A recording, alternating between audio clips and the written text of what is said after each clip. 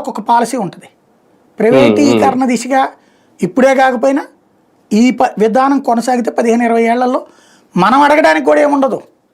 అంతే, అవును. ఇప్పుడు మనం కేబుల్ ఉంటుంది, ఇదివరకటి రోజుల్లో ఫోన్ చేస్తే వచ్చేవాళ్ళు, ఇది ఇంటర్నెట్ కేబుల్, అది మనకి కేబుల్ నెట్వర్క్ కానీ ఇంటర్నెట్ కానీ.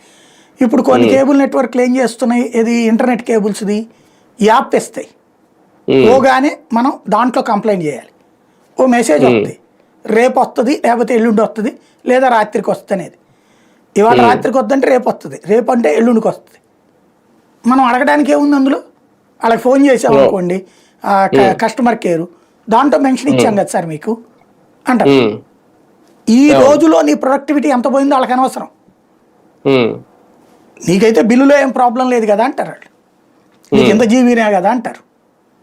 అట్లాగే రేపు పొద్దున ప్రైవేట్ వాళ్ళ దగ్గరకు వచ్చినప్పుడు నీ కరెంటు పోతుంది కనెక్షను, అప్పుడు ఈ పెడతారు. ఇప్పుడు కనుక ఏదేదో కొత్తది పెట్టబోతున్నారట, మన ఈనాడు జ్యోతిలోనే రాసినట్టున్నారు, ప్రీమియం ఛార్జీలు అంట.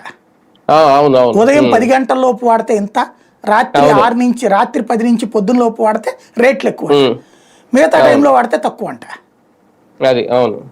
అట్లా పెడతాడు రేపు పొద్దున. వీళ్ళకి కూడా ఏం చేస్తాడు, ఉద్యోగాలకు సంబంధించి వాళ్ళ ఇష్టం ఏమైనా చేసుకోవచ్చు, కాదు అనడానికి ఏముండదు, కన్జ్యూమర్ కూడా సఫర్ అవుతాడు. అంతే.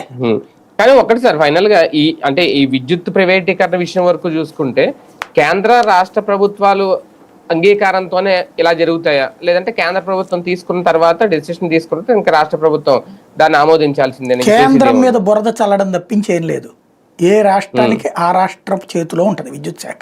అంటే మనం వద్దు అనుకుంటే ఆపచ్చా? అసలు ఏం సంబంధం, కేంద్రానికి ఏం సంబంధం, కేంద్రానికి ఏ మాత్రం సంబంధం లేదు.